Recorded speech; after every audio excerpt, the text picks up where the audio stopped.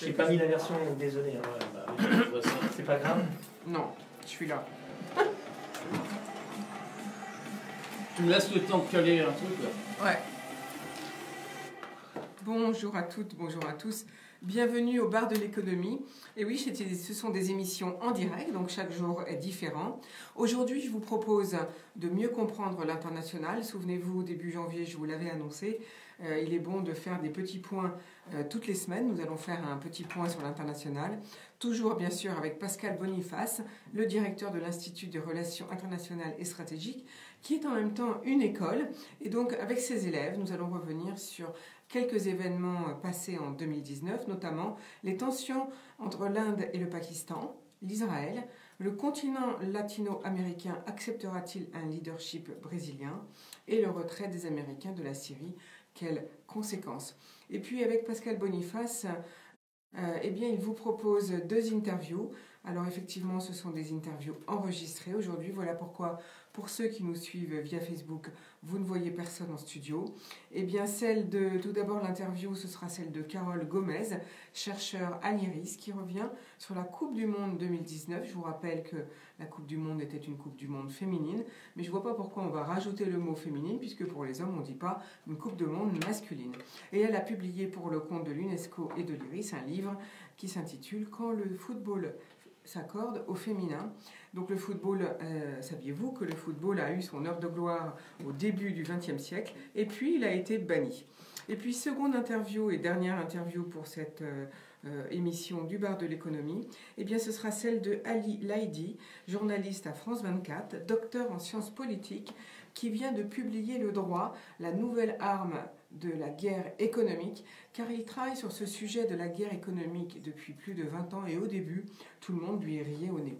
Alors vous pouvez bien sûr interagir au direct du jour sur la vidéo live via Facebook, page barre de l'économie, et puis vous pouvez toujours nous écouter bien sûr en FM 98.0 et de partout dans le monde, la web radio idfm98.fr. Voilà, on va tout de suite écouter une belle pause musicale. Et puis on revient dans quelques minutes avec les élèves de l'école de l'IRIS et Pascal Boniface. On fait Pascal Boniface. Alors. Bon. Dernier, je t'ai calé. Là, on fait Pascal Boniface. Ah, mais c'est pas la bonne en plus. Ça fait rien, c'est la musique. Oui, mais j'ai pas le temps, j'ai pas le temps. Et calme-toi là. Oh. Avec une première question. Oh. Vous savez, vous n'êtes pas sans savoir. Attends, parce que là, il faut que je trouve. Ah, d'accord. Là, j'ai repris la première.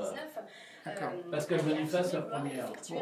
Calme-nous une musique déjà pour après celle-là. Avec Donald Trump, avec qui il partage bien plus que des affinités idéologiques. Il est donc évident qu'il ait trouvé en lui un allié stratégique. Attends, j'ai fait lentement, moi. Non, mais c'est pas de ta faute, c'est que là c'est le bordel sur. J'ai parlé lentement exprès, j'ai pris du temps. C'est pas. L'économie, musique, qui sont. Président latino-américain, puisqu'il y a un virage à droite très massif de l'Amérique latine, il y a une vague à gauche aussi massive au début des années 2000 jusqu'au début des années 2010 en Amérique latine. Et là maintenant, le continent est très largement passé à droite, mais c'est quand même très souvent une droite modérée. C'est une droite aussi extrême que Bolsonaro. Il n'y a pas d'équivalence. C'est quand même, Bolsonaro peut se rapprocher de l'extrême droite, voire du fascisme, et donc il n'y a pas tout à fait quand même d'équivalence d'autres pays latino-américains. Donc il n'aura pas tout à fait son équivalence.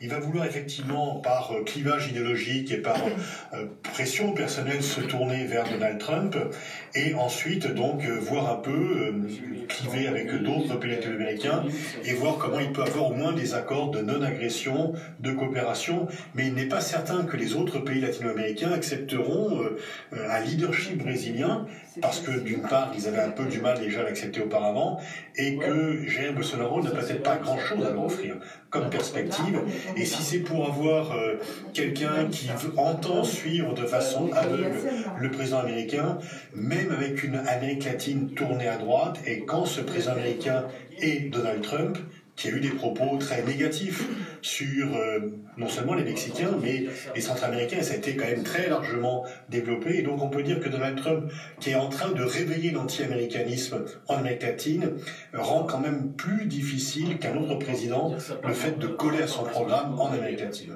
D'accord, merci. Donc, Et ça va. vous devez savoir que le 3 janvier dernier, le président a surpris tout le monde, le président brésilien, puisqu'il a annoncé être ouvert à une discussion pour ouvrir une base militaire américaine sur le sol brésilien. Ce qui signifierait et supposerait qu'il a même l'intention de faire un rapprochement qui soit aussi militaire avec les États-Unis. Oui, on ne voit pas trop à quoi servir cette base, parce qu'il n'y a pas de pays qui menace le Brésil en Amérique latine, et par ailleurs, le Brésil peut très bien se défendre seul. On n'est pas comme en Europe occidentale, quand il y a une menace soviétique, il n'y a aujourd'hui aucune menace militaire sur le Brésil. Donc c'est vraiment purement un geste idéologique. Il n'y a aucun intérêt stratégique, ce n'est ni l'Argentine, ni le Paraguay, ni l'Uruguay qui menacent le territoire du Brésil. Donc c'est vraiment un geste spectaculaire de soumission et de rapprochement soumis avec les États-Unis. Est-ce que les États-Unis suivront cela?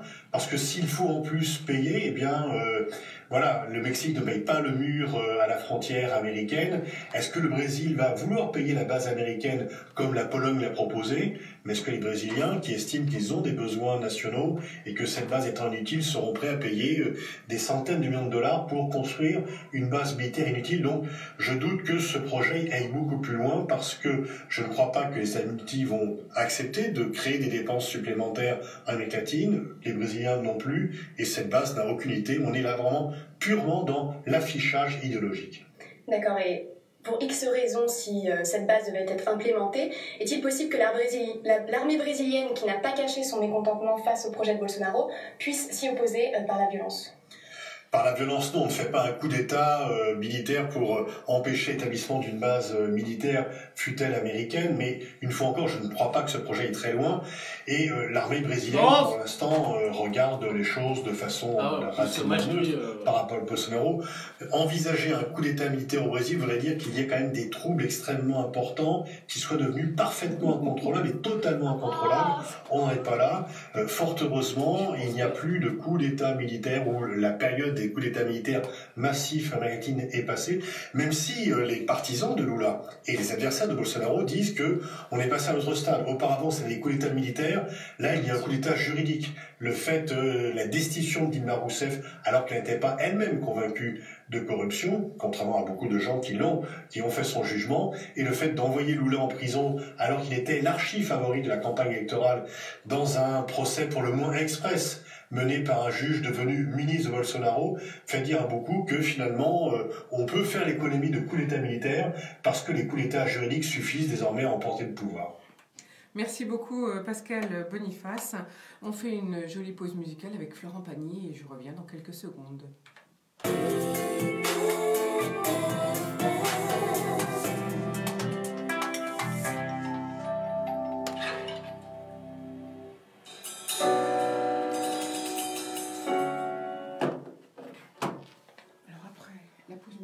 Ce sera quoi? Après, c'est Maître Gims, D'accord. Milweiss. Après, c'est Jennifer et Slimane, les choses simples. Non, c'est pas Jennifer. Ah si? Jennifer, Slimane. Je sais pas si c'est ce qui est marqué. Simple. De Jennifer et Slimane, d'accord. Attends, après, je retourne. Après, tu me mets donc le 5, l'enregistrement 5. Non, le 3, c'est pas la... Je prends pas 1, 2, 3. Si, mais ensuite, je suis déjà en 4e, moi, en 4-1. Ah oui, parce que oui, non, parce que moi, j'ai pas calé, j'ai comme... Oui, après ça, et après ça. Oui, et ensuite, celle-là. La 5, oui, d'accord, la 5, elle est là. Ok. Alors là, après la 5, tu me mets qui comme après, musique? Je sais, là, on a la 5. On les enchaîne pas, ceux-là? Non. Donc tu m'as donné les noms des pauses musicales, mais après il m'en faut encore une. Encore une.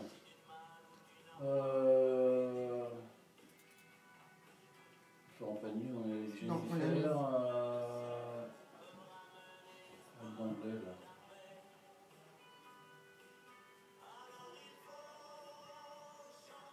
T'as vu du français, pas? J'ai mis beaucoup de... C'est vrai, il y avait mis beaucoup de français. James Blunt. Est-ce qu'il fait chaud? James Blunt, d'accord. Ouais. Ensuite, il m'en faut 2 autres, minimum. Attends, ouais, je te redirai après. Ouais, tu me rediras.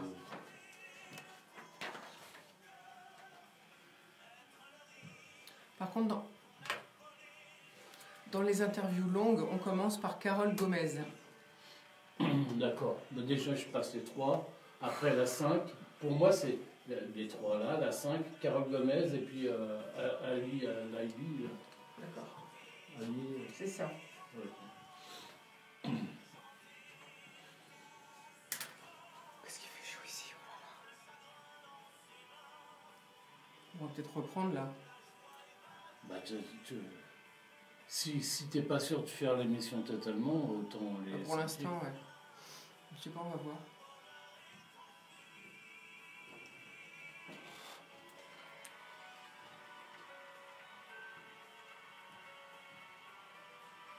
C'est bien, il tourne encore.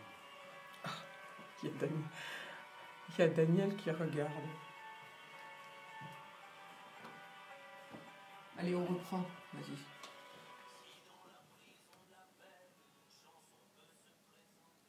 Voilà, c'était un des derniers titres, c'est dur à dire, de Florent Pagny. On retourne maintenant, bien sûr, avec Pascal Boniface et ses élèves de l'IRIS pour la deuxième interview du jour sur un événement qui s'est passé l'année dernière, les élections anticipées en Israël. Le parti du ministre de la Défense, Lieberman, s'est retiré de la Knesset et que le Premier ministre Benjamin Netanyahou a annoncé des élections anticipées pour le 9 avril prochain. Donc selon vous, quels seraient les possibles scénarios de ces élections? Est-ce qu'il y aurait une tendance d'un renforcement de la position de Lieberman ou bien un renforcement de la droite israélienne? Elle n'a pas besoin de grand-chose pour être renforcée parce qu'elle s'est renforcée au fur et à mesure et que la gauche a perdu beaucoup de sa crédibilité et qu'il n'y a pas tellement d'alternatives. Alors est-ce que Lieberman va renforcer sa propre position? Peut-être, mais il ne sera pas en état de former une coalition autour de lui. Il peut être l'adjoint dans une coalition. Il ne peut pas créer une coalition autour de lui. Est-ce que Netanyahou va renforcer sa position? Parce que finalement, sa grande force, c'est l'absence d'adversaires capables de lui faire face. Et finalement, avec une habileté tactique qu'il faut souligner, il a éliminé les uns et les autres, ou il a fait prisonnier tous ceux qui, on ne voit pas à droite d'alternative aujourd'hui à Netanyahou. Et le centre et la gauche sont émiettés, divisés, manque de leader. Est-ce que Tzipi Livni va rebondir et prendre un peu plus d'importance? On y croyait beaucoup il y a quelques années. Elle a perdu maintenant, effectivement, elle aura. Il faudra voir un peu. Ça sera un peu une course dans cette élection entre les élections et la justice par rapport à Netanyahou. Où en sera Netanyahou d'un point de vue judiciaire avant les élections? Est-ce que les élections surviendront assez tôt pour qu'il n'ait pas un procès qui soit entamé contre lui et que le public ne se détourne pas beaucoup de lui? Mais effectivement, malgré tous les reproches qui sont faits à Netanyahou par le public, malgré toutes les accusations dont certaines sont quand même solidement étayées de malversation et de corruption, il est encore favori des élections et il joue de façon assez habile sur la situation internationale pour dire qu'il a renforcé la position d'Israël. Il a maintenant Trump qui remplit complètement son agenda. Il peut dire qu'il a réussi ce que aucun de ses prédécesseurs n'avait réussi, le transfert de l'ambassade américaine à Jérusalem, qu'il a maintenant un nouvel allié, et pas des moindres, au Brésil, parce que le Brésil était un pays leader pour la reconnaissance des droits des Palestiniens.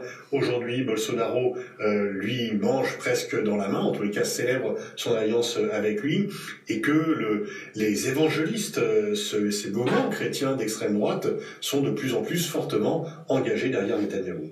D'accord. Et quels seraient pour vous les enjeux majeurs de cette élection? C'est bien sûr, comme à chaque fois qu'il y a élection d'Israël, les enjeux internationaux et internes se mélangent parce que on élit à la fois, on choisit un gouvernement israélien, mais en même temps, la nature de ce gouvernement a une importance par rapport à la région, par rapport à la question palestinienne, mais aussi plus largement avec le Golfe. Donc, est-ce que l'hostilité entre Israël et l'Iran va se développer? Est-ce qu'Israël sera tenté d'une intervention militaire en essayant d'obtenir un feu vert des États-Unis? Pour l'instant, ils ne l'ont pas fait. Ils ont été bridés. Ils doivent plutôt attendre en fait qu'il y ait un changement de régime et que la situation en Iran soit suffisamment mauvaise d'un point de vue économique. Et c'est le pari que fait à la fois Netanyahou, Mohamed Ben Salman et Trump. Il y a un triumvirat finalement dans cette affaire pour obtenir un changement de régime de l'intérieur du fait du blocus, de l'embargo, enfin des sanctions économiques sur l'Iran. Ce qu'on constate simplement, c'est qu'il y a un glissement à droite de la société israélienne qui est de plus en plus fort et qui est encore plus fort que lorsqu'il y a eu la reprise de l'intifada, et que les partisans de la paix avec les Palestiniens sont de moins en moins nombreux et de moins en moins audibles, et que les Palestiniens eux-mêmes, y compris leurs leaders, sont eux-mêmes de moins en moins audibles, divisés, et avec un président dont la légitimité est de plus en plus contestée, y compris en interne chez les Palestiniens. D'accord. Et du coup, par rapport aux Palestiniens, comment l'autorité palestinienne voit-elle ces élections ?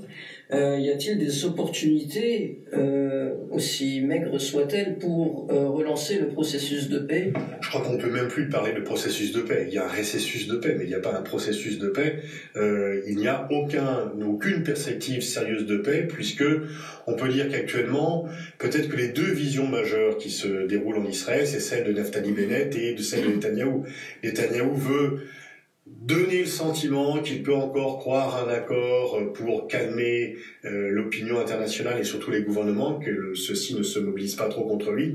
Naftali Bennett voudrait plutôt jouer la franchise en disant on annexe une partie de la Cisjordanie et on dit que le processus de paix n'existe plus, on dit la vérité en fait, tout simplement. Peut-être que Naftali Bennett est plus dans un langage de vérité que Netanyahou, et ceci effectivement éloigne toute perspective, mais la direction palestinienne porte également sa part de responsabilité dans l'affaire avec finalement un enlisement des positions de Mahmoud Abbas qui a joué à chaque fois la négociation sans rien obtenir en retour.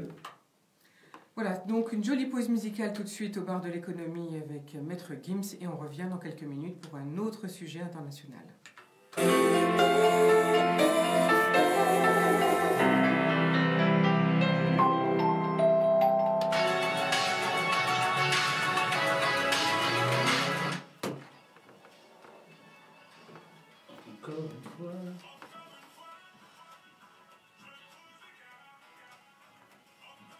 Donc là, on va calculer notre... Oh, ça va, on est bon. Donc la deuxième, c'est un 25, 30... Oh, oui, on peut laisser un peu la musique, ouais.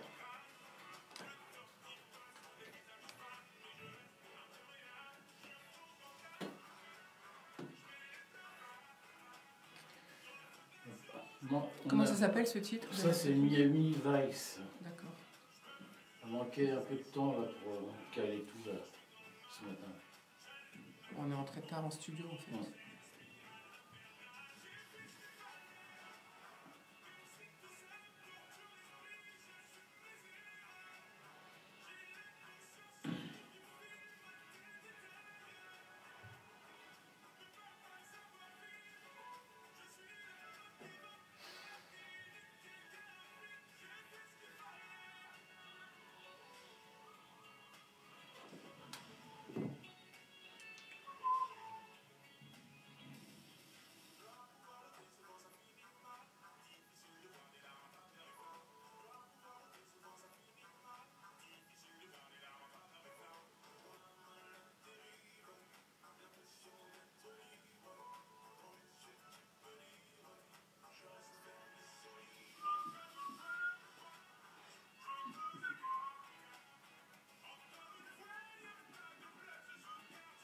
C'est la seule que j'aime de lui. Ah bon? Ah ouais, mais j'aime pas ça. Ah moi j'aimais bien quand c'était section d'assaut.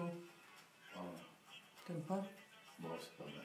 Bon, enfin, c'est la variété. De toute façon, c'est pas mon kiff musical tout ça.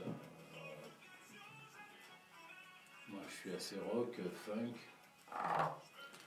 Faut qu'on y retourne, ça fait 2 minutes là.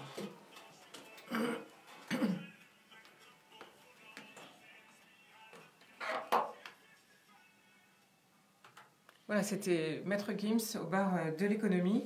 Alors, autre sujet international qui a compté l'année dernière, c'est le retrait des Américains de la Syrie. Quelles conséquences? On écoute les élèves de l'IRIS avec Pascal Boniface. M. Trump a déclaré qu'il souhaitait retirer les troupes, d'ailleurs qui a déjà commencé. Qu'est-ce que vous pensez de ce mouvement, surtout qu'il y a encore de nombreuses enclaves terroristes en Syrie et aussi en Afghanistan? Oui, alors effectivement, mais les enclaves terroristes en Afghanistan, on peut demander si la présence militaire américaine n'est pas en train autant de les nourrir que de les combattre. Et peut-être en Syrie aussi. Alors, comme vous l'avez vu, il y a eu de nombreux allers-retours. Retrait, puis non-retrait, puis diminution. Il y a eu vraiment une communication pour le moins aléatoire, pour employer l'euphémisme sur cela. Parce que qu'est-ce qui s'est passé? Trump veut se retirer. Trump veut se retirer tout simplement parce qu'il considère que la présence militaire américaine, que les interventions militaires extérieures américaines ont été des catastrophes en Irak, en Afghanistan et en Syrie. Et en Libye, on peut l'ajouter. Par contre, l'état-major américain, le Pentagone, le secrétaire à la Défense disent qu'il faut maintenir une présence en Syrie parce que Daesh n'est pas encore vaincu. Mais au-delà de cela, c'est parce qu'ils ont cette vision d'une présence militaire américaine qui doit être forte à l'étranger. Et donc, en fait, ils ont quand même gagné parce que Trump n'a pas fait ce qu'il voulait. Trump serait parti très rapidement. Alors on peut dire, oui, mais on ne peut pas partir aussi rapidement, il y a quand même des accords avec d'autres pays, il faut respecter les alliés. Mais finalement, peut-être que Trump apporte une mauvaise réponse à une bonne question. Qu'apporte aux États-Unis la présence militaire à l'étranger? Il y a un livre fort pertinent qui vient de paraître de la part de Stephen Walt, The End of Good Intentions, qui montre qu'il y a un consensus entre néoconservateurs et libéraux pour justifier l'hégémonie libérale, pour justifier la présence militaire à l'étranger, et que celle-ci, depuis 20 ans, n'a conduit qu'à des catastrophes. Alors Trump, en fait, pose la bonne question, mais apporte des mauvaises solutions, puisque lui, il veut encore déchaîner encore plus l'unilatéralisme et en aucun cas gérer les choses en commun. Mais très franchement, il y a effectivement la question: qu'est-ce que les différentes interventions militaires américaines des 20 dernières années ont apporté à la sécurité des États-Unis et à la sécurité mondiale? Il y a plutôt une dégradation de la situation qu'une amélioration de la situation. Est-ce que vous pensez que cette dégradation, c'est une sorte de défaite du système occidental en Syrie contre le trio Russie, Iran et Turquie? Oui, très clairement, Poutine, alors très clairement, et je le dis en regrettant, Bachar a gagné la guerre. Il n'a pas gagné la paix, il ne peut pas la gagner, mais il a gagné la guerre puisqu'il a rétabli son autorité brutale sur la plupart du territoire, et donc une répression sanglante peut tuer au XXIe siècle une révolution. Les révolutions ne gagnent pas toujours, et une révolution pacifique a été noyée dans le sang par une répression sanglante et brutale. Et dans cette affaire, effectivement, Poutine a, avec beaucoup de cynisme, joué la carte, et la Russie est, dans la région, le seul pays qui parle à tout le monde. Les Russes parlent aux Saoudiens, parlent aux Iraniens, parlent aux Palestiniens et au Hamas, et parlent aux Israéliens, ce que font aucun autre pays. Et finalement, dans la brutalité qu'elle a de sa politique, finalement la Russie fait ce qu'elle dit et dit ce qu'elle fait. Du moins, elle apparaît comme crédible aux yeux des différents interlocuteurs, alors que les Occidentaux peuvent changer plusieurs fois de discours, etc. Et donc la Russie a maintenu un cap depuis le départ sur la Syrie. Et donc effectivement, pour l'instant, c'est la gagnante. Sauf qu'elle n'a pas les moyens de reconstruire la Syrie. C'est au-delà de ses moyens, et que ni les pays du Golfe, ni les pays occidentaux ne vont reconstruire une Syrie dont Bachar el-Assad est à la tête, parce que eh bien, ce n'est pas satisfaisant, et que c'est la voie... Bon. Et je pense que, de façon assez cynique, la Russie peut se contenter de cela. Dire oui, tant pis, la Syrie n'est pas reconstruite, nous on ne payera pas, on n'a pas envie, on n'a pas les moyens, mais on la contrôle, et ceux qui sont les victimes de tout cela, c'est bien sûr, ce sont les populations syriennes. Très bien, merci beaucoup. Et en ce qui concerne l'Afghanistan, les talibans ont encore cette semaine fait de nombreuses attaques qui ont tué de nombreux soldats. Est-ce que vous pensez qu'un retrait des troupes d'Afghanistan va faire revenir les talibans au pouvoir ? Oui, très, très probablement, si les troupes américaines quittaient l'Afghanistan, les talibans viennent au pouvoir, et sauf qu'ils contrôlent déjà la moitié du territoire, qu'ils peuvent rentrer et faire les opérations dans Kaboul très facilement, et que donc là, cela fait quand même plus de 17 ans que les Américains sont en Afghanistan. Alors, ils ont réduit la taille de leur dispositif militaire, mais il reste quand même important, et on voit très bien qu'ils sont là pour très longtemps, parce que ils n'ont pas réussi à construire un État afghan. Il y a une corruption qui est très forte, on a pris de nombreuses mauvaises solutions, on s'est allié aux seigneurs de la guerre, et donc en fait, eh bien, la présence militaire américaine est faite pour durer, parce qu'il n'y a pas d'alternative dans leur tête, et que on voit qu'on commence déjà à négocier en sous-main avec les talibans. Donc les talibans, 17 ans après l'intervention militaire américaine, n'ont en rien disparu de la scène. Et est-ce que vous pensez que ce retour des talibans serait un retour violent au terme d'une révolution, ou un retour pacifique en tant que parti Ça serait surtout un retour violent pour la population afghane. Parce que effectivement, alors, on voit bien le deal qui peut être fait, mais c'est un deal qui existait avant le 2001. En 96, quand les talibans ont pris le pouvoir, ils ont commis toutes les atrocités que l'on connaît. Ils ont violé les droits les plus élémentaires, personne n'a rien dit. Les Américains ont protesté contre le traité de Liban après 2001, quand ils n'ont pas voulu libérer Ben Laden. Pas avant.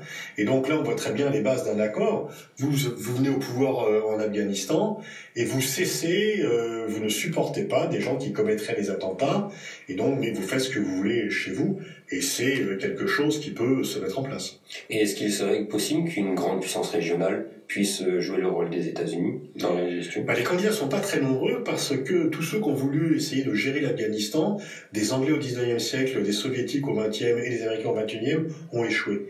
Donc si les Chinois viennent d'Afghanistan, ça sera pour travailler dans les mines, pour extraire des matériaux, pas du tout pour gérer la situation sécuritaire, et encore moins pour imposer un ordre chinois comme les Américains ont voulu imposer un ordre américain.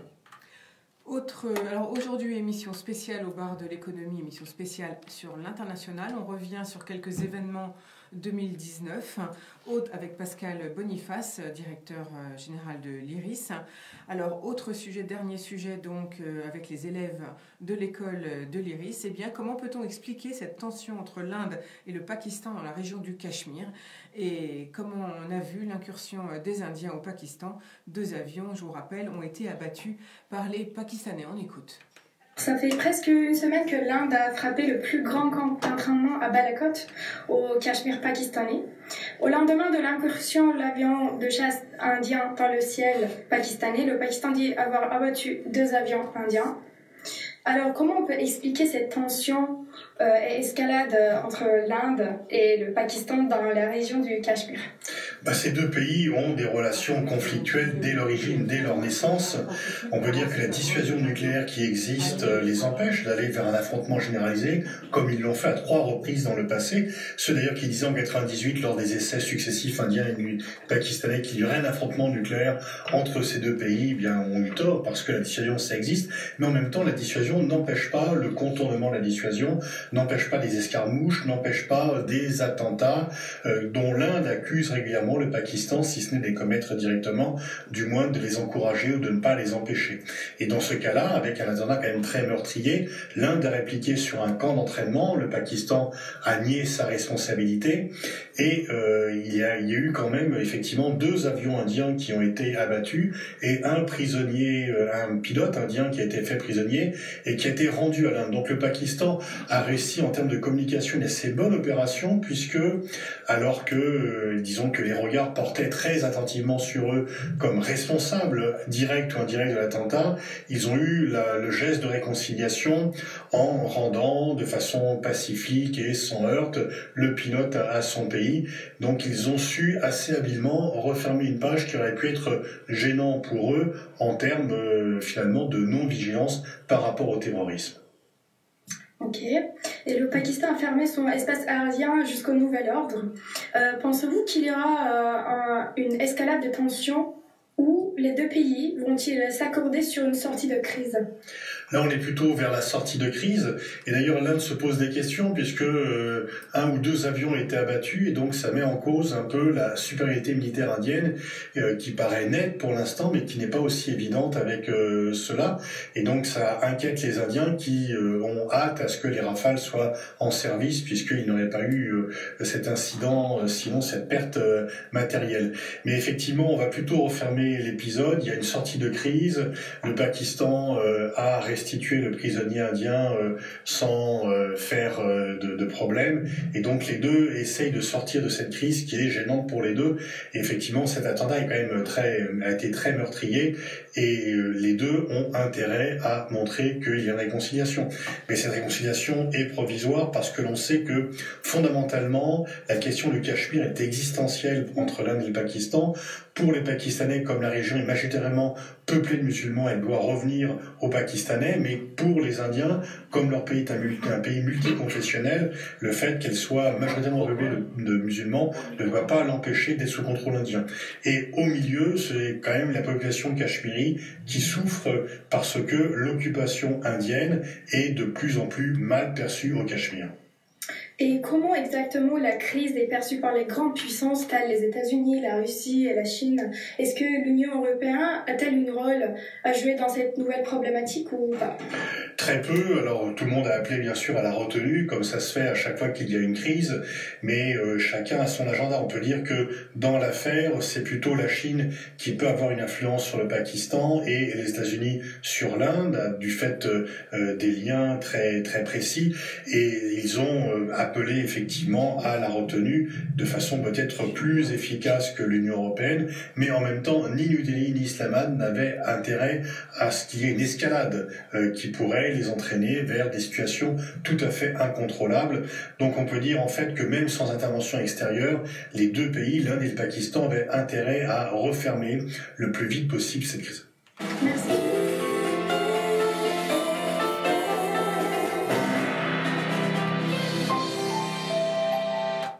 Voilà, on remercie les élèves de l'école de l'Iris d'avoir interviewé Pascal Boniface sur ces 5 événements 2019.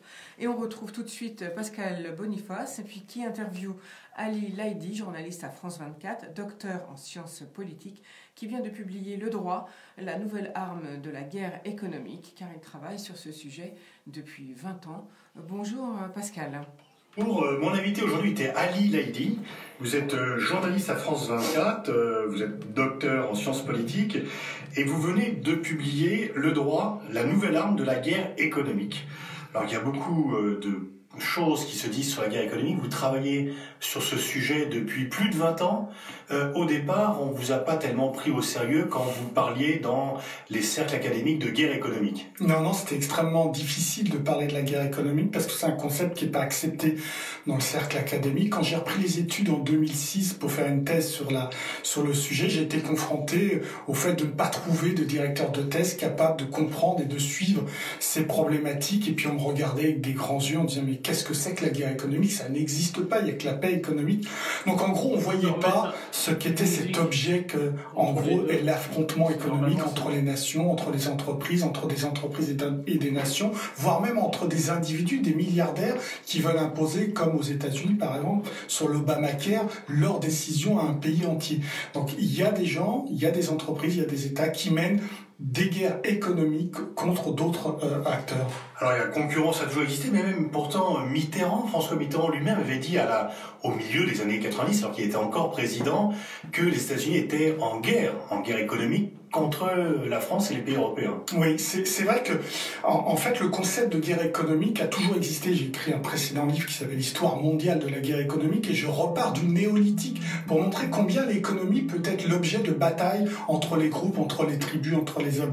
Mais le concept réapparaît à la fin des années 80, au moment de la chute du mur, et il réapparaît pas de manière innocente aux États-Unis. Parce que les États-Unis comprennent à cette époque que leur priorité numéro 1, c'est de défendre leurs intérêts économiques après avoir fait le job contre l'Union soviétique, et ils s'aperçoivent qu'en fait les Japonais sont en train de leur grappiller leur leadership économique mondial. Donc ils essaient de comprendre, ils commandent un rapport à la CIA, et ce rapport va expliquer que les Japonais sont d'immenses guerriers économiques qui utilisent des doctrines d'intelligence économique qui leur permettent de pouvoir contester aux États-Unis la première place. Et c'est à ce moment-là que les Américains décident de reformater l'ensemble de leur administration pour la mettre au service de leurs intérêts économiques. Donc c'est aux États-Unis un très grand guerrier économique. Alors la lecture de votre livre fait un peu froid dans le dos, on est saisi quand même par l'ampleur de la force, et notamment, et vous l'expliquez, en fait le droit est une armée. Dans l'esprit commun, le droit est fait pour servir la justice, pour défendre l'opprimé. Et ce n'est pas tout à fait la vision que vous en montrez dans votre livre avec force démonstration. Et vous mettez que loin de cela, c'est plutôt servir les intérêts économiques des grandes puissances et en l'occurrence des États-Unis. Les Américains, il y a deux axes d'expansion de l'extraterritorialité des États-Unis en dehors de leurs frontières. C'est l'axe de l'attaque contre la corruption étrangère. Donc les États-Unis ont créé une voie loi en 1977, le FCPA, Foreign Corrupt Practice Act, qui est une loi qui s'applique d'abord aux entreprises américaines et qui empêche les entreprises américaines de corrompre des agents étrangers, des agents publics étrangers. Mais très rapidement, dès 1977, les Américains vont s'apercevoir que ça crée une distorsion de concurrence puisque les entreprises étrangères ne sont pas soumises à la loi de lutte contre la corruption des agents publics étrangers. Donc ils vont tout faire pour que cette loi soit adoptée par le monde entier. Ils y parviennent en 1997 à travers la Convention de lutte contre la corruption. Qui on pourrait dire que c'est plutôt positif de lutter contre la corruption. C'est l'est, tout à fait. Et c'est sur ce plan-là que les Américains légitiment leur loi extraterritoriale. Mais si on prend uniquement ce plan-là, on peut alors dans ces cas-là s'étonner du fait que les Américains ne sont pas partie prenante à la Cour pénale internationale. Si c'était vraiment ça qui motivait leurs actions à travers leur loi extraterritoriale. Mais ce n'est pas que ça. Donc FCPA, la loi qui lutte contre la corruption en 77, appliquée à partir de 97 à l'ensemble des pays de l'OCDE. Et puis deuxième axe d'expansion des lois américaines, les lois qui sanctionnent les pays qui continuent à faire des affaires avec les pays que les États-Unis considèrent comme des rogue states, donc des pays voyous, et qui sont sanctionnés par les États-Unis, avec qui une entreprise américaine ou toute autre entreprise dans le monde entier n'a pas le droit de faire du commerce. Il s'agit essentiellement en 96 de la loi Helms-Burton sur Cuba et toujours 96 de la loi d'Amato-Kennedy sur l'Iran et la Libye. Et là, ces lois sont très claires. Elles interdisent à l'ensemble des entreprises du monde entier de faire du business avec ces pays-là. Et pourtant, et vous le montrez dans votre livre, à l'époque, l'Union européenne, qui était d'ailleurs pas encore l'Union européenne, c'était la CEE, donc qui n'était pas une union politique censée amener vers une défense commune, avait réagi et a fait en sorte que ces lois extraterritoriales n'ont pas pu, à l'époque, s'appliquer. Alors, elle a réagi, elle a fait ce qu'il fallait faire au début, mais elle n'est pas allée au bout de la démarche. La première chose qu'elle a fait, elle a déposé plainte au sein de l'OMC, l'Organisation mondiale du commerce. Et ça, c'était terrible pour les Américains, parce qu'ils ne pouvaient pas être les premiers à être condamnés par une institution qui portait leurs valeurs sur le libre-échange. Je rappelle que l'OMC venait prendre le relais du GATT. Donc les Américains ont reculé. Mais le recul a été en fait un jeu de dupes, puisque les Américains, simplement, le président américain de l'époque, Bill Clinton, s'est engagé en son nom propre à ne pas utiliser le titre 3 de la loi Helms-Burton qui porte sur Cuba, et il s'est engagé également à ce que le Congrès n'utilise pas ce titre 3 de la loi Helms-Burton pour poursuivre des entreprises européennes. Mal leur en ont pris, les Européens ont accepté ce deal et donc ont retiré leur plainte à l'OMC. Or, cette plainte aurait pu permettre au moins de clarifier la légitimité des lois extraterritoriales américaines sur l'ensemble du business mondial. Donc l'erreur de la communauté européenne, c'est d'avoir retiré sa loi. La preuve, c'est qu'aujourd'hui, il y a encore quelques semaines, le président Trump a dit qu'il n'appliquerait plus le titre 3, c'est-à-dire qu'aujourd'hui, maintenant, des entreprises européennes qui font du commerce avec Cuba peuvent être poursuivis par les tribunaux américains. Bon, donc il ne fallait pas compter que sur la parole d'un président. Alors vous le montrez, l'actualité le montre chaque jour. Là on est à une tentative des Américains d'empêcher de commercer avec l'Iran, d'empêcher de commercer avec Cuba, de mettre des restrictions sur le Venezuela, peut-être demain d'autres pays. Comment expliquer que les pays européens qui avaient su réagir, même sans aller peut-être jusqu'au bout de la démarche en 96, et finalement semblent accepter la démarche américaine? Il y a bien sûr un véhicule spécial qui est créé, mais les grandes entreprises européennes quittent le marché iranien et devront peut-être demain quitter le marché cubain.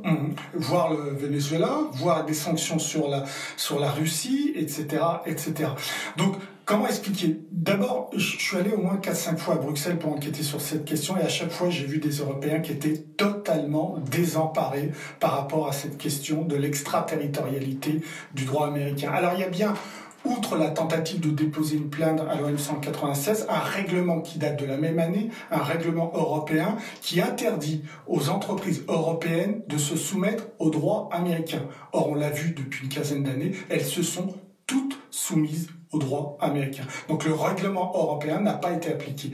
Le plus grave, c'est qu'il n'y a pas de pensée stratégique à Bruxelles sur ces questions-là. Et tant qu'il n'y aura pas de pensée stratégique sur la manière de voir le monde aussi à travers les affrontements économiques et pas uniquement sur la puissance européenne fondée uniquement sur la paix et la manière de pouvoir étendre l'influence européenne à travers son concept de paix, tant qu'il n'y aura pas de réflexion sur la sécurité économique au niveau européen, on n'avancera pas. Si vous regardez l'ensemble des textes produits par la Commission, le Parlement, bref, l'ensemble des institutions européennes, vous ne trouverez aucun texte sur la sécurité économique du continent européen. C'est comme si implicitement les Européens pensaient que le parapluie nucléaire américain s'appliquait aussi à la protection de la sécurité économique des Européens. Il y a une grande contradiction. En fait, nous sommes alliés stratégiques au sein de l'OTAN et ennemis économiques, puisque le président Trump lui-même a employé le terme de dire que l'Union européenne était l'ennemi.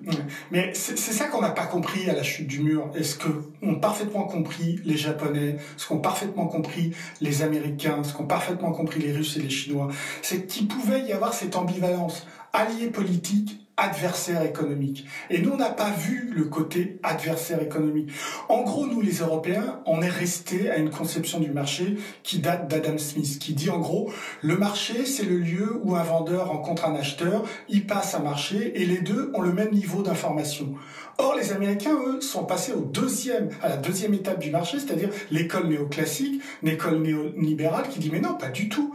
Le marché, c'est absolument pas ça. C'est tout le contraire. Le marché, c'est le lieu de la concurrence. Et c'est celui qui possède la meilleure information qui remporte le marché. Donc, vous voyez qu'on n'est pas du tout dans la même approche. On est dans une approche européenne assez bisounours et on est dans une approche anglo-saxonne assez guerrière en ce qui concerne l'économie. Alors, il y a un mécanisme que vous démontez parfaitement dans votre livre, c'est le processus de judiciarisation de la vie économique. Donc le département de la justice aux États-Unis attaque une société européenne, française. On rappelle que la BNP a été condamnée à 9 milliards. C'est quand même 9 milliards qui sont partis de ce pays pour aller nourrir les États-Unis. On se rappelle ici que Alstom a été du coup racheté par General Electric suite à ces plaintes, mais qu'en fait ce n'est pas réellement de la justice puisque, et vous le démontrez, il n'y a pas de procès. Alors quand le département de la justice, le ministère de la justice américain attaque une société européenne, qu'est-ce qui se passe? C'est très clair. En fait, c'est une question d'administration, pas du tout une question de justice. Il n'y a jamais de juge, que des procureurs, que ce soit au DOJ, le département de la justice, mais que ce soit aussi à la SEC, qui est le gendarme des marchés, ou le procureur de New York, puisque New York accueille les bourses américaines. Donc qu'est-ce qui se passe? Un jour, ils ont une information des services de renseignement, c'est souvent ça. Ils appellent l'entreprise, ou plutôt ils envoient un courrier au président et au conseil d'administration de l'entreprise visée, et ils disent, nous avons des preuves que vous violez la loi américaine sur les sanctions ou alors sur la corruption. Nous vous conseillons de coopérer, c'est le terme utilisé, et pour coopérer, vous devez mettre vos avocats à nos services, clairement, pour montrer que vous avez bien violé la loi américaine. Et plus vous prouverez que vous avez violé la loi américaine, moins l'amende sera élevée. Et plus vous pourrez vous en sortir dans cette affaire. Et donc, à la fin seulement de ce deal, il y a un juge américain qui vient tamponner l'accord entre l'administration de la justice américaine et l'entreprise. Mais il n'y a pas de procès. Il n'y a pas de procès. C'est ça que nous, Européens, on a du mal, parce que pour nous, la justice, c'est un procès. Aux États-Unis, 95% des affaires, qu'elles soient économiques, criminelles, etc., ne passent pas devant un tribunal. Elles sont gérées directement entre le procureur, le juge et l'accusé.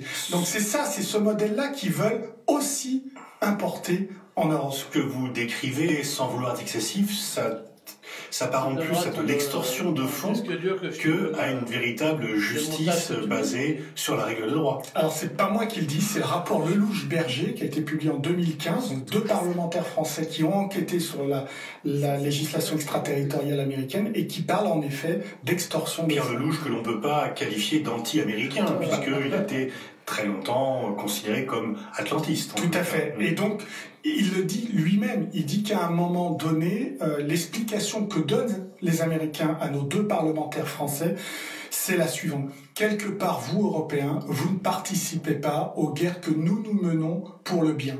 alors nous allons chercher l'argent là où il est, et notamment à travers vos entreprises. Donc oui, ça peut être assimilé à une sorte d'extorsion de fonds. Et donc, en fait, pourquoi les entreprises européennes ne vont pas jusqu'au bout? Vous expliquez qu'elles craignent la mauvaise réputation, qu'on les accuse de complicité avec le terrorisme et que leur image serait complètement brouillée. Donc c'est quand même un système duquel il est très difficile de s'échapper. Mais c'est carrément un pistolet sur la tempe. Vous n'avez pas le choix. Quand les Américains proposent de coopérer, c'est pas une coopération. Vous êtes obligés. Sinon quoi? Sinon, comme la banque Standard Chartered, eh bien, on vous retire la licence et vous ne pouvez plus faire d'affaires aux États-Unis. Autrement dit, c'est la mort d'une société, une multinationale évidemment, mais une PME également. Puis en plus, il y a le risque réputationnel par rapport à un long procès contre les Américains, qui le prendraient évidemment extrêmement mal. Donc vous n'avez pas de choix. Vous n'avez absolument pas le choix. Je veux dire que ces Françaises qui voudraient continuer à commercer avec l'Iran seraient accusées d'aider le terrorisme et verraient son marché s'effondrer de toute façon. Mais complètement, ou même Cuba. Je vous rappelle que la loi Helms-Burton qui impose un embargo sur Cuba est une loi politique. Elle vise à renverser le régime castriste. D'un point de vue des institutions internationales, c'est illégal. Alors, vous étonnez aussi dans votre livre d'un fait, c'est que la corruption, il faut la combattre, mais bizarrement, les sociétés européennes semblent être beaucoup plus souvent et lourdement condamnées que les sociétés américaines. Est-ce que les unes seraient vertueuses et les autres seraient plus coupables? Ou comment expliquer cette différence, que vous chiffrez d'ailleurs, de différence d'amendes qui ont été infligées à des sociétés européennes et des amendes nettement moins lourdes sur la longue durée aux entreprises américaines? Il est clair que les entreprises américaines ont 2 ou 3 trains d'avance très clairs. C'est-à-dire que la loi FCPA contre la corruption des agents publics étrangers date de 77.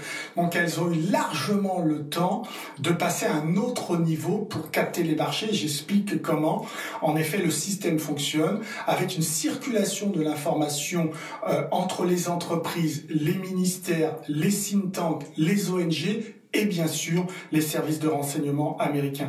Et tout ça, c'est pour être le plus en amont, pour être positionné le plus en amont des marchés, pour que le jour où l'appel d'offres sort, eh bien évidemment c'est plutôt une entreprise américaine qui récupère le marché. Donc tout ça, alors on peut pas dire que ce soit de la corruption, mais c'est un système qui est tellement huilé, tellement efficace, qu'évidemment les entreprises européennes qui n'ont pas compris ce qui était en train de se passer, eh bien passent directement à la trappe. Les Américains parlent de nous politique. Le nous politique, c'est tout simplement un environnement informationnel qui a autour de l'entreprise. Ça veut dire que l'entreprise, son problème, c'est pas seulement les marchés, mais c'est aussi les relations politiques, les relations sociales et les relations humaines, etc., avec l'ensemble de leur environnement. Et quand vous avez compris ça, c'est qu'en gros, l'entreprise doit faire de la politique, et plus elle fait de politique en amont, plus elle est sûre de récupérer les marchés. Alors nous, les Européens, et notamment les Français, on est très fiers d'Airbus. C'est notre grande réussite technologique, commerciale. Vous consacrez un chapitre à Airbus qui est simplement intitulé « Prochaine cible des procureurs américains ». Donc pour vous, Airbus est sous la menace. Ouais, c'est très clair. Quand j'ai terminé ce livre, elle l'était pas encore officiellement. Elle l'est devenue depuis décembre 2018. La stratégie d'Airbus, c'était quoi? Les dirigeants ont constaté qu'un certain nombre d'intermédiaires dans certains marchés n'ont pas été officiellement listés par les instituts de crédit. Donc, ils sont allés s'auto-dénoncer devant le parquet national financier français et devant le Serious Fraud anglais. La stratégie, c'était quoi? Se dénoncer, donner le dossier aux Anglais et aux Français pour montrer aux Américains que l'affaire était déjà suivie par des justices européennes. Donc, on pensait que ça allait fonctionner. En décembre dernier, on a appris que non, que les Américains étaient partis aussi dans cette affaire et donc avaient mis Airbus sous enquête interne de la part du ministère de la Justice américaine. Et évidemment, quand le DOJ américain met sous enquête une entreprise multinationale comme Airbus, c'est clair qu'à la fin, ça ne sera pas en centaines de millions de dollars. Ça va se monter en plusieurs milliards de dollars, tout comme la BNP. Surtout que, selon la procédure qui est très bien écrite dans votre livre, Airbus va devoir ouvrir l'ensemble de son process et que donc des avocats américains vont pouvoir venir obtenir toutes les informations. C'est de l'espionnage industriel pur et simple. Donc, et on peut penser que son principal concurrent, Boeing, aura éventuellement peut-être accès à ce type d'informations. Ah oui, alors c'est déjà fait très clairement, parce qu'à partir du moment où Airbus était sous enquête du parquet national financier et du Serious Fraud britannique, Airbus a fait appel quasi exclusivement à des cabinets anglo-saxons d'avocats. Donc ces cabinets d'avocats sont venus récupérer toutes les informations stratégiques d'Airbus en ce qui concerne ces fameux marchés. Donc évidemment, dans ces informations, vous avez tous les intermédiaires d'Airbus, toutes les communications avec ces intermédiaires d'Airbus, lesquels sont liés évidemment à des ministres dans un certain nombre de pays. Donc là, vous avez récupéré de l'information stratégique extrêmement sensible sur la stratégie marketing, la stratégie de vente et peut-être même sur la stratégie en termes de recherche et développement d'une grande société comme Airbus. Alors peut-on attendre quand même de nos gouvernements de se ressaisir pour protéger ce qui est vital pour l'économie européenne, ou est-ce que vraiment on va attendre de connaître l'étendue de la sanction en espérant qu'elle soit la plus clémente possible? Je pense que dans le cas d'Airbus, on va attendre en effet l'étendue de la sanction. Les Américains, ils souhaitent une sanction à plusieurs milliards de dollars. Visiblement, ils attendaient de savoir si Français et Anglais pouvaient infliger ce type de sanctions. Visiblement, ils n'en ont pas confiance. C'est pour ça qu'ils sont entrés dans le cercle. Et donc, ça sera plusieurs milliards de dollars sans doute pour Airbus. La réaction des gouvernements, elle est inexistante. À Bruxelles, il y a zéro réaction. En ce qui concerne l'Iran, il y a bien ce véhicule qui s'appelle Instec pour continuer à faire des affaires, mais ça concernera uniquement des PME et dans deux secteurs, l'alimentation et la pharmacie, mais absolument pas sur l'automobile ou sur l'aérien. En France, vous avez vu, il y a un rapport du député Raphaël Gauvain qui préconise face à l'extraterritorialité du droit américain, de sanctionner encore plus les entreprises françaises qui vont fournir les informations à l'administration de la justice américaine. On va durcir la loi de 68 révisée en 80, dite par les Américains loi de blocage. Donc vous voyez qu'il n'y a pas du tout la réaction qu'on attendrait de la part de Paris ou de Bruxelles, c'est-à-dire la seule qui puisse exister, c'est une volonté politique d'affirmer aux Américains qu'il est temps d'arrêter ces dégâts dus à l'extraterritorialité de leurs droits. Surtout que, comme vous l'expliquez dans un chapitre, en fait, ce sont les gros cabinets d'avocats américains qui s'occupent de cela parce que les avocats européens ne sont pas acceptés par le département de la justice, ou en tout cas ils sont moins bien notés, et les entreprises européennes s'adressent à les avocats américains qui font la pluie et le beau temps. Alors. Complètement. À chaque fois, j'ai posé la question aux entreprises, mais pourquoi vous n'avez pas un grand cabinet européen, continental, français? Il y a un certain nombre de grands cabinets français qui sont installés à New York et à Washington. À chaque fois, la réponse était la même. La proposition d'un cabinet français ne serait pas crédible aux yeux des Américains. Donc, sous prétexte que ça ne serait pas crédible, on fournit donc la liste des grands cabinets américains qui peuvent suivre ces affaires. Donc, résultat, on se lie carrément à des intérêts américains, puisque ces informations, on est quasi sûr, remontent à Washington, et depuis Washington, on ne sait pas où elles vont, mais on a une petite idée en ce qui concerne les banques de données des services. Pour parler de cet espionnage, vous avez une formule, on est passé de Yes We Can à Yes We Scan, pour montrer un peu l'ampleur de l'espionnage économique. Et vous posez carrément la question, est-ce que la corruption internationale est un mal ou une chance pour les États-Unis? Oui, on se demande, très clairement. Vous avez donné les chiffres tout à l'heure de BNP, 9 milliards. Vous avez donné le chiffre de Alstom, 770 millions. Et surtout la vente de l'entreprise. Voilà, la vente de la partie énergie, donc partie quand même stratégique, puisque c'est nucléaire, etc. Technip, un des géants parapétroliers français qui a basculé dans le giron anglo-saxon, etc.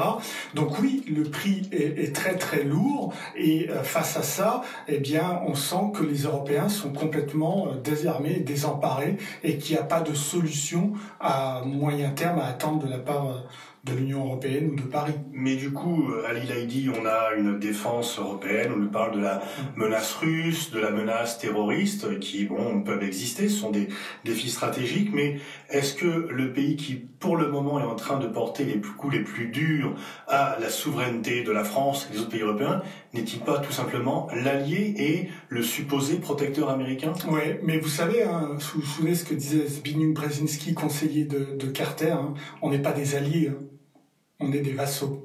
C'est ce qu'il disait dans son livre Le Grand Échiquier. C'est comme ça qu'en fait on est perçu à Washington. Et encore en 80, on s'est opposé au gazoduc. Reagan voulait interdire un gazoduc venant de Russie. Les pays européens ont dit non, et on était en pleine guerre froide. Pas les pays européens, Margaret Thatcher. Non, la France et l'Allemagne. Oui, mais celle qui a tapé le plus fortement sur la table, c'est l'ami de Reagan, c'est Margaret Thatcher. Et ça, c'est un signal faible. Il date de 82 et il n'a pas été analysé par les Européens pour leur permettre de répondre à l'ensemble des lois extraterritoriales américaines qui sont venues depuis 1982. Donc un tableau saisissant. Je vous remercie Ali Laïdi. Je renvoie à la lecture de votre livre Le droit, la nouvelle arme de la guerre économique. Ça fait un peu froid dans le dos. Espérons que ce livre sera un moment salutaire pour une prise de conscience et que nos élus, nos dirigeants, eh bien, fassent en sorte que l'on résiste à cette offensive qui est juridique mais qui n'est pas basée sur l'équité et sur le droit. C'est donc publié aux Actes Sud et c'est absolument passionnant. Merci Ali Laïdi. Merci Pascal.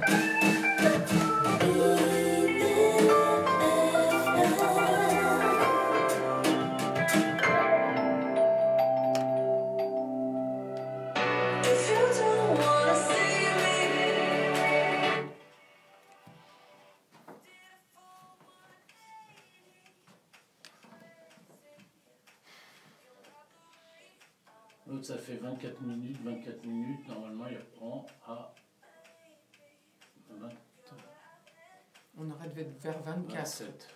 Donc là, dans une minute, t'arrêtes la musique.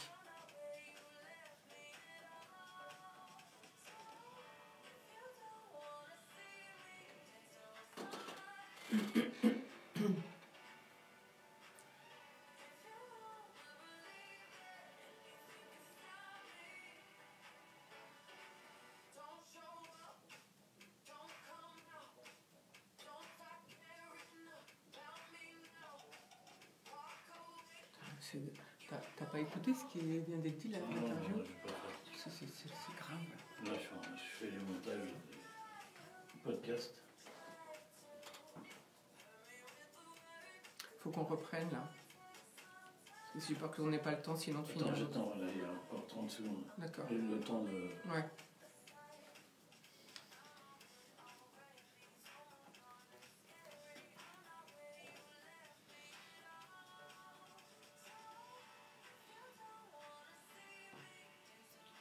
Vas-y. Voilà, c'était une respiration musicale avec Dua Lipa. Vous venez d'entendre Ali Laïdi, journaliste à France 24, docteur en sciences politiques, qui vient de publier Le droit, la nouvelle arme de guerre économique, car il travaille sur ce sujet depuis 20 ans. Alors on se plaint, c'est publié aux Actes Sud. Je vous conseille d'en parler à vos amis, car on se plaint que les Français n'ont pas de culture économique, et vous voyez que en fait ça remonte au plus haut des gouvernements et notamment de l'Europe, et qu'on est toujours les vassaux des Américains et qu'on ne travaille pas à armes égales, sinon jamais la BNP n'aurait versé la somme astronomique des 9 millions de pénalités qu'elle a eu à verser. Et puis on n'aurait pas eu le démantèlement tout simplement d'un fleuron français de l'économie qui était technique, qui a été démantelé pour éviter qu'on soit les meilleurs. Voilà, il y a tout un travail de culture à faire au niveau de nos jeunes et de nos élus aussi, bien sûr. Je vous conseille donc ce livre, Actes Sud, la nouvelle arme économique, que vient de publier Ali Laïdi. Alors, autre interview intéressante avec Pascal Boniface, c'est celle avec Carole Gomez. C'est tout de suite. Carole Gomez est chercheure à l'IRIS. Et elle revient sur la Coupe du Monde 2019, car elle a publié elle aussi un livre qui s'appelle « Quand le football s'accorde au féminin ». On va parler avec elle de football et de la Coupe du Monde féminine, ou plutôt de la Coupe du Monde 2019, puisque quand on dit Coupe du Monde masculine, on ne dit pas masculine justement, on dit Coupe du Monde. Carole, vous avez publié pour le compte de l'UNESCO et du mouvement Positive Football, et les RIS bien sûr, un document juste avant le lancement de la Coupe du Monde, quand le football s'accorde au féminin. Alors, peut-être déjà un rappel historique. Le football féminin a connu son heure de gloire au début du XXe siècle et ensuite a été banni. Donc peut-être commençons par ce succès qui avait disparu des mémoires d'un football féminin qui enchantait et déchaînait les passions au début, juste après la Première Guerre mondiale. Oui, c'est aussi ça qui est important de retenir dans le développement de la pratique, c'est qu'on a tendance à considérer qu'elle est très récente, alors même que les premiers matchs, et l'histoire révèle que les premiers matchs ont été réalisés quelques années seulement après les premiers matchs internationaux des hommes. Et donc on estime à peu près à 1880-1881 le premier match opposant deux sélections. Et puis petit à petit ce développement se poursuit, notamment en Europe et principalement en Angleterre, et on voit pendant la Première Guerre mondiale une attractivité du football et de plus en plus de femmes, d'ouvrières employées à la place des hommes partis au front dans des entreprises, dans des usines, se prêter au jeu du football. Un certain nombre de clubs sont créés et pendant cette période-là, on assiste à un certain nombre de développements de clubs, mais également de matchs de charité qui sont loin de passer inaperçus puisqu'ils rassemblent parfois même 53 000 personnes comme lors d'un match à Noël 1920 et qui justement montre aussi que s'il y avait peu de curiosité pour aller voir ces femmes jouer, il y avait aussi un vrai intérêt quand on sait que les finales à l'époque ne rassemblaient pas plus de 30 000, 40 000 personnes. Donc c'est aussi ça qui est intéressant de noter, c'est cette histoire qu'il y a pu avoir de cette pratique féminine. Les sources sont assez faibles, mais on arrive quand même à trouver un certain nombre d'éléments et c'est surtout voir comment est-ce que cet essor était vraiment assez fort et comment est-ce qu'il a été stoppé pour des raisons... Alors ça a été effectivement, donc le développement actuel n'est pas une création, mais plutôt une recréation de quelque chose qui existait. Comment expliquer à l'époque l'engouement que suscitait ce football féminin avec des audiences non pas télévisées bien sûr, mais dans le stade, qui étaient aussi importantes que celles des matchs masculins? Alors plusieurs raisons peuvent être avancées, notamment c'était le travail d'un certain nombre de chercheurs et d'historiens. La première, c'était le fait qu'il y avait une volonté de voir du spectacle, et donc tout match qui rassemble des hommes ou des femmes prêtées à une activité dominicale pour aller se rendre au stade. La deuxième raison, c'est... C'était une activité spectacle un peu comme quelque chose d'extravagant ou non, c'était vécu comme une vraie pratique sportive? Alors, il y a eu deux analyses qui ont été faites et ça va vraiment dépendre des périodes où pour certains on considérait que c'était un peu c'était les femmes qui se mettaient en spectacle et c'était un peu quelque chose d'une activité sortant de l'ordinaire et qu'il fallait ne pas rater sous aucun prétexte, alors que d'autres considéraient qu'il y avait une réelle performance sportive et qu'elle était appréciée au même titre que celle des hommes. La seconde raison qui peut expliquer aussi cet intérêt assez fort de la part d'un certain nombre de spectateurs à se rendre au stade, c'est que ces matchs étaient souvent réalisés dans le cadre de matchs de charité. C'est-à-dire que les fonds récupérés pour aller voir, quand on achetait son ticket pour aller au stade, étaient ensuite reversés à une caisse qui permettait de venir en aide aux blessés de guerre, aux orphelins et aux usines qui avaient été mises en difficulté à cause de l'effort de guerre. Donc il y avait une vraie fibre presque patriotique d'aller voir ces femmes jouer pour venir soutenir d'une certaine façon l'effort de guerre qui était mené. Mais on aurait pu soutenir l'effort de guerre par d'autres moyens. Donc il y avait aussi une attractivité du spectacle. Les matchs, d'après les échos que vous avez eus, les études historiques que vous avez fait, les matchs étaient plaisants à voir. Oui, tout à fait. Et c'est quelque chose qui a tendance à être souvent oublié, même si un certain nombre de photographies, de résumés montrent qu'il y avait une attractivité, qu'il y avait du spectacle, qu'il y avait des buts, qu'il y avait des mouvements défensifs assez intéressants, qui a tendance à être un peu effacé aujourd'hui. Et surtout, c'est ce spectacle et ce caractère très physique des matchs qui était précisément pointé du doigt par un certain nombre de ces détracteurs qui considéraient que c'était une pratique bien trop dangereuse pour les femmes, surtout dans une période de fin de Première Guerre mondiale où l'un des objectifs était aussi de repeupler, entre guillemets, le pays et plus largement l'Europe où était la pratique la plus importante. Donc on a eu un basculement dans les années 1920-1925 où vraiment de cette pratique que certains appelaient de folklorique, d'autres de tout à fait sportive, au même titre que la pratique masculine. On est plutôt basculé sur une volonté de protéger et d'éloigner les femmes des terrains. Alors pas en interdisant absolument tous les matchs, mais plutôt en interdisant d'une part toute compétition, mais également d'avoir un accès à une pratique plus régulière. On dit souvent en France que c'est Pétain qui avait interdit le football féminin, mais finalement les restrictions apportées à la pratique féminine du football étaient bien antérieures. Oui, alors dans le cas français, on commence à voir une espèce de tarissement de cette pratique vers les années 1930-35, où d'une activité assez intéressante et assez développée au tournant des années 1920, on tout petit à petit voit cette progression diminuer. Et donc, au final, la directive de Pétain et la directive de Vichy d'interdire cette pratique féminine, elle intervient un peu comme le coup de grâce apporté à cette pratique sportive, mais le football n'a pas été le seul, puisqu'un certain nombre d'autres sports considérés comme trop physiques ou trop violents ont également été interdits. Alors bon, peut-être rappelons quels étaient les arguments mis en avant pour interdire ou limiter la pratique sportive pour les femmes. Oui, il y en avait beaucoup, ils étaient aussi extravagants les uns que les autres. Le premier, c'était la question de la pudeur, où il était pour certains absolument inconcevable de voir des femmes pratiquer une activité en public et surtout en tenue qu'ils considéraient comme trop légère. Il y avait aussi des arguments de santé, et c'est sur lequel c'est aussi ceux-là qu'on retient, avec une activité physique beaucoup trop importante qui risquerait de provoquer des dégâts irréversibles au niveau des fonctions reproductrices. Et là encore, le contexte de post-Première Guerre mondiale et donc de volonté de... Le tout, bien sûr, aucunement basé sur une étude médicale. Il y avait un certain nombre de médecins qui avaient mené des expériences et qui considéraient qu'il y avait une potentialité de conséquences irréversibles sur le corps des femmes et qui pouvaient engendrer une infertilité qui aurait été catastrophique dans une époque de post-Première Guerre mondiale.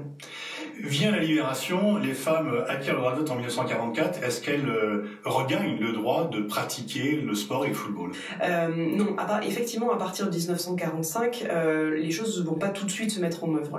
On va dire le véritable déclic va intervenir plutôt une vingtaine d'années plus tard, à la fin des années 60, 68, 69, où il va y avoir l'émergence d'un certain nombre d'initiatives, notamment à Reims, mais on peut aussi penser à Toulouse et à Juvisy, où des clubs commencent à se former de façon assez naturelle et puis petit à petit organisent leur pratique. Alors on se rappelle qu'à l'époque, en 68, le siège de la Fédération française de football a été occupé.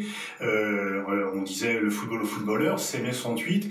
Est-ce que le développement du sport féminin, du football féminin, a à voir avec cette contestation, les batailles pour le droit des femmes, les batailles pour l'avortement? Est-ce que c'est lié à cela ou est-ce que ce sont des chemins tout à fait parallèles? J'aurais tendance à dire que c'est plutôt des chemins parallèles mais qui s'entrecroisent par différents aspects, puisque au final, si c'est une bataille qui a démarré dès la fin des années 60 et 68-69, il y a véritablement eu un point, une accélération à partir de 1970 avec la reconnaissance de la pratique féminine par la Fédération française de football. Et donc c'est aussi ça qui a permis de venir institutionnaliser et de venir mettre au clair une pratique qui jusqu'à présent n'était pas illégale, mais elle était simplement tolérée et non encadrée. Et c'est précisément cette reconnaissance-là qui a permis d'accélérer un certain nombre de mise en place de championnats qui interviendra quelques années plus tard, mais également de équipe nationale qui a pu avoir une existence officielle à partir de ce moment-là.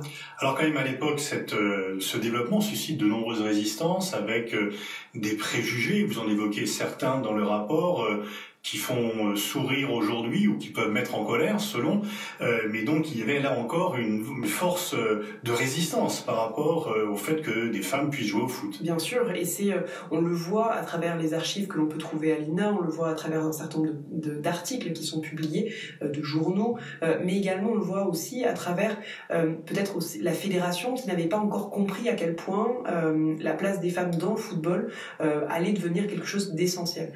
Et c'est assez intéressant surtout de se rappeler du chemin parcouru aujourd'hui quand on voit que c'est quelque chose qui est au final assez récent et avec un vrai basculement, un vrai basculement à partir de 1998 et notamment Aimé Jacquet en tant que directeur technique national qui donne un coup d'accélérateur à cette pratique-là, et puis ensuite avec l'arrivée de Noël Le Graët à la tête de la fédération française qui permet de mettre en œuvre concrètement une féminisation, pas simplement sur les terrains mais également au niveau de l'arbitrage, au niveau des entraîneuses, mais également au niveau de la fédération avec une féminisation, avec des vice-présidents, des secrétaires qui incarnent cette réelle féminisation.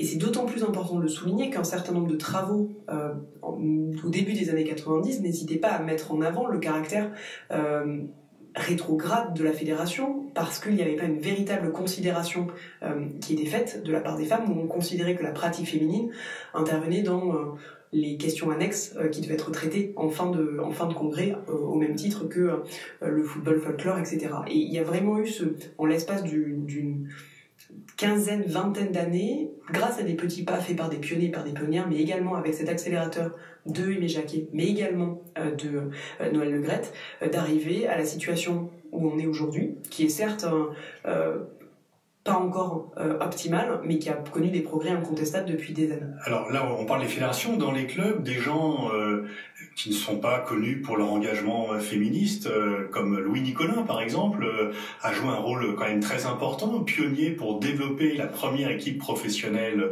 en France avec Montpellier, et bien sûr Jean-Michel Aulas. Donc là aussi, ils étaient un peu en avance sur leur temps, où ils ont rattrapé le retard qui existait. Oui, exactement. En fait, pour le cas de Montpellier, le cas de Lyon, c'est quelque chose qui est assez intéressant à analyser, puisqu'on voit qu'ils considèrent qu'un espace est libre à ce niveau-là et au contraire qu'ils ont tout intérêt à venir investir. C'est une démarche à la fois de bon sens mais également d'entrepreneurs, de chefs d'entreprise qui considèrent qu'il y a un vrai marché à développer à ce niveau-là et que si la pratique masculine est largement développée, popularisée et très largement démocratisée, celle féminine est encore à ses balbutiements et qu'il va falloir l'accompagner, l'encadrer pour permettre la mise en place d'un club extrêmement performant, mais plus largement de tirer vers le haut un championnat qui aujourd'hui est certes assez hétérogène, mais qui se distingue sur la scène nationale et continentale comme un des championnats pour le moins intéressant, avec évidemment en tête de proue l'Olympique Lyonnais et ses nombreux titres. Vous avez parlé de l'action de Noël Le Graët qui s'est battu pour avoir la Coupe du Monde qui soit organisée en France et donc qui a vraiment milité pour, qui a fait les efforts nécessaires.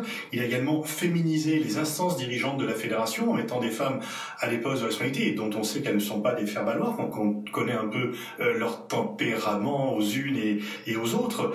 Et puis il y a en même temps des reproches qui sont faits. On dit oui, quand même, les filles sont pas payées comme les garçons, etc. Alors est-ce que et ce thème du verre à moitié plein, à moitié vide, qu'est-ce que vous en pensez ? C'est toujours une question un peu compliquée, même si là encore il faut essayer de répondre à cette question dans une temporalité autre que celle de l'immédiateté et du focus simple qui est fait sur la Coupe du Monde, où on a l'impression, à l'occasion de cette compétition, de découvrir les différents mots qui peuvent exister dans le football. Il y a plusieurs choses. D'une part, au niveau et comme j'ai pu le dire tout à l'heure, les progrès qui ont été faits par la fédération ont été immenses en l'espace de quelques années. En revanche, il y a encore un certain nombre de travaux à mener, à la fois sur le terrain avec la féminisation des équipes, avec un meilleur accès à tous les niveaux de ces joueuses, mais également au niveau des arbitres, des entraîneuses et des dirigeantes au sein de clubs, des districts et des ligues. Pour le coup, et c'est aussi ça qu'il faut avoir en tête, c'est la question de la rémunération qui est très largement et très souvent mis en avant. Et c'est aussi sur ça qu'on insistait au sein du rapport, c'était le fait que le modèle économique de la pratique féminine est encore parfaitement balbutiant. Et on se trouve aujourd'hui à une heure de choix, à savoir quel est ce modèle économique et comment est-ce qu'on veut le définir. Est-ce que deux choix s'offrent à nous ? Soit on va plutôt se diriger vers un modèle économique basé sur celui des hommes, où on sait qu'il est parfaitement imparfait, avec toutes les dérives, les défauts qu'on peut lui trouver, ou au contraire, on va faire le choix d'un modèle sui generis qui permet qui devra être inventé, pensé, réfléchi en fonction des source de revenus du modèle de partenariat, de sponsoring qui est propre à la pratique féminine. Et c'est aussi ça qui est intéressant, c'est de se dire que aujourd'hui la pratique féminine et le football féminin entre guillemets est un peu à une heure de choix qui ne doit pas se penser dans 5, 10, 15 années, mais au contraire aujourd'hui pour pouvoir arriver à imaginer une pratique viable pour demain. Et ça fait aussi référence à la question des primes. Aujourd'hui, donner des primes ou par exemple des salaires de la même hauteur du côté masculin que du côté féminin, ce serait sur le papier extrêmement intéressant et parfaitement égalitaire, mais d'un point de vue économique, ça n'aurait pas de sens puisque ce serait quelque chose qui ne serait pas viable. Et c'est aussi ça qu'il faut avoir en tête, c'est le côté viabilité sur le long terme et non la photographie. Oui, parce qu'on peut remarquer que les protestations contre l'inégalité des primes entre hommes et femmes ne viennent pas des femmes elles-mêmes. Les joueuses de l'équipe de France, beaucoup sont exprimés en disant il y a la FIFA, on a la même répartition des primes que les garçons, sauf que la prime donnée par la FIFA est moins importante que pour les garçons par rapport aux droits télé qui sont supérieurs dans ce cas. Pour le coup, ça c'est quelque chose qui est vrai en France, où il y a assez peu de joueuses qui prennent position sur ces questions-là. En revanche, et c'est ça qui est aussi intéressant, c'est de voir que ça c'est quelque chose qui est en train de bouger à l'international. On a évidemment en tête les revendications des Américaines qui ont porté plainte à l'égard de leur fédération en mars dernier pour justement obtenir une égalité. Parce qu'elles rapportent plus d'argent que les garçons. Tout à fait. En fait, et pour avoir bien en tête les différents chiffres, pour avoir remporté une finale de Coupe du Monde en 2015, elles ont touché une prime 3 fois inférieure à celle donnée aux garçons qui n'avaient simplement atteint que les 8e de finale. Et alors même que le business model du football aux États-Unis est très largement basé sur la pratique féminine. Et donc il y avait cette espèce d'incohérence entre les règles dictées par la FIFA et de l'autre côté la réalité du terrain. Et ce qui est aussi intéressant au-delà de l'exemple américain, c'est ce vecteur, comment est-ce que le football est un vecteur de revendication sociale, sociétale, voire même économique dans un certain nombre de pays. Et on peut penser là à différents exemples, notamment en Amérique latine, où les Argentines ou les Chiliennes considèrent aujourd'hui que pratiquer le football, que s'investir dans ce domaine-là, ou même être présente à la Coupe du Monde, est une façon de revendiquer leurs droits, leur place au sein de la société, encore assez patriarcale, notamment en Argentine, et que ça permet, par ce biais-là, de montrer à quel point les femmes peuvent porter un certain nombre de messages et devenir des rôles modèles pour des jeunes filles, des jeunes femmes, des femmes et même des hommes. Vous parliez des États-Unis où l'équipe féminine a beaucoup plus de succès que l'équipe masculine. Comment expliquer la différence de niveau? Quelles sont les places fortes du football féminin en termes de compétitivité? Et on voit que, ne serait-ce qu'à travers l'exemple américain ou chinois, que ça ne correspond pas au même modèle que les places fortes du football masculin. C'est ça qui est aussi intéressant à analyser avec la pratique du football, c'est qu'on va voir dans le classement FIFA, et si on reprend le classement FIFA pour les femmes, on va voir que se dégage un certain nombre de pays qui n'ont pas forcément été autant touchés que des pays occidentaux, d'Europe occidentale, par des injonctions ou des interdictions qui les ont éloignés trop longtemps des terrains. Et donc dans ces cas-là, sur le classement mondial, les États-Unis, le Canada sont évidemment devant, mais également un certain nombre de pays d'Europe du Nord, les pays nordiques, Danemark, Suède, Norvège, et également Angleterre, Allemagne. Et la France également a su rattraper son retard en une quarantaine d'années, faisant fi d'un certain nombre d'interdictions qui n'étaient pas aussi présentes dans un certain nombre de pays. Est-ce que l'on peut dire que dans les pays où le droit des femmes est le mieux respecté, l'équipe de football est la plus compétitive?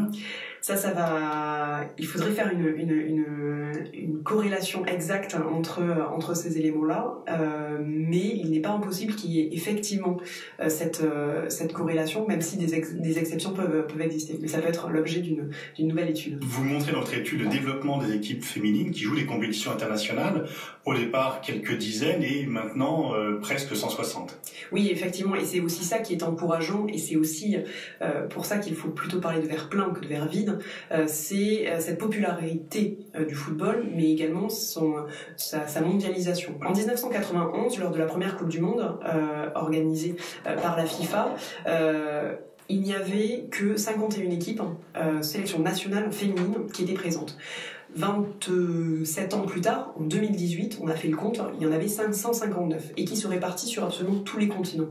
Donc c'est assez intéressant à différents égards. D'une part, il y a eu une démocratisation de ce football, puisqu'il est pratiqué par 3 fois plus d'équipes, mais également une mondialisation, puisque quasiment aucun continent n'est épargné, et on voit même, si on fait une analyse un peu plus fine en fonction des confédérations, que c'est précisément pour dire ce que tu veux. la Confédération africaine, la CAF, mais également la Confédération asiatique, qui sont les plus actives sur le sujet et qui ont mis... qui ont permis à des fédérations et à des commissions féminines d'encadrer et de développer cette pratique féminine. Donc il y a un développement qui touche tous les continents, sans exception. Pourtant, il n'y a pas de pays arabe qui soit qualifié pour cette Coupe du Monde féminine. Oui, effectivement, on peut noter une absence de pays arabes au sein de cette Coupe du Monde qui peut être expliquée par plusieurs raisons. La première, c'est en raison du faible nombre d'équipes qualifiées, 24, qui donne une très large majorité aux équipes européennes, mais également au fait que les équipes, notamment on peut penser au Liban, on peut penser à la Jordanie, aux Émirats arabes unis, qui participaient aux éliminatoires, se sont fait éliminer par des équipes appartenant à cette zone, à cette confédération asiatique qui était bien plus forte. En revanche, si on se décolle un peu, si on prend du recul par rapport à cette Coupe du Monde, on peut voir qu'il y a encore des progrès à faire sur cette zone asiatique concernant le développement de la pratique féminine et plus largement de la féminisation du sport, où l'histoire, on va dire, de cette pratique est assez récente. Les premiers matchs, souvent officiels, ne datant que d'une vingtaine ou une trentaine d'années. Donc il faut aussi le temps que cette culture, que cette pratique infuse dans les esprits. On voit, en revanche, dans cette zone asiatique de plus en plus de mouvements, et notamment de mouvements de l'action civile, de la société civile, qui se mobilisent pour justement permettre d'accélérer cette féminisation. On le voit notamment avec le fait de permettre aux femmes d'assister à des matchs de football, et notamment en Iran, où un certain nombre d'associations se mobilisent pour rendre la possibilité aux femmes de revenir au sein des tribunes, mais également avoir une activité sur le terrain, comme on a pu le voir par exemple avec des équipes de futsal extrêmement performantes et qui sont devenues en l'espace de quelques années des véritables phénomènes au sein de la société. Donc c'est aussi ça qui est intéressant à noter, cette diversité, ce dynamisme qui peut exister dans ces pays-là, même si on a encore il y a un chemin important qui reste à parcourir, mais qu'il faudra suivre avec la plus grande attention dans les mois qui viennent. Alors Aragon avait dit que la femme était l'avenir de l'homme. Diriez-vous que la femme est l'avenir du football ? Ça c'est incontestable, et à ce titre-là, la FIFA, je pense, l'a bien compris, puisque l'on voit de plus en plus une volonté de la FIFA de réellement mettre en œuvre sa féminisation. Si la première Coupe du Monde est intervenue en 1991, lors du premier symposium sur le football féminin en 1995, Sepp Blatter avait considéré que l'avenir du football était féminin. Pourtant, il a fallu quelques années pour tout ce processus de se mettre en place, puisque il faudra attendre 2018 pour que la FIFA publie une première stratégie globale pour le football. Elle a évidemment un intérêt d'égalité pour promouvoir cette pratique féminine, mais il serait assez naïf de croire que c'est simplement pour la beauté du jeu. C'est aussi parce qu'il y a un intérêt économique, puisqu'elle a bien compris que si le vivier de pratiquants et de consommateurs du côté masculin était très largement entamé, le vivier côté féminin était quant à lui entièrement à conquérir, et c'est aussi pour cette raison-là qu'il y a énormément d'initiatives, de colloques, de stratégies qui sont publiées à ce sujet, et quelque part on ne peut que s'en réjouir, même s'il y a un côté évidemment mercantile à ça. Merci Carole Gomez, je renvoie à la lecture de votre rapport « Quand le football s'accorde au féminin », publié sous l'égide de l'UNESCO et de Positive. Voilà, c'était donc très intéressant. Vous avez mieux compris comment le football est un outil en fait de développement d'égalité, mais surtout sociétal et bien sûr économique. Je vous renvoie donc au rapport Quand le football s'accorde au féminin. Pour ma part, on va se quitter. Je vous dis au revoir. Je vous souhaite une très belle journée, bien sûr. Je vous retrouve dès demain pour un nouveau bar de l'économie avec des invités en direct. Bonne journée à tous. Je vous embrasse.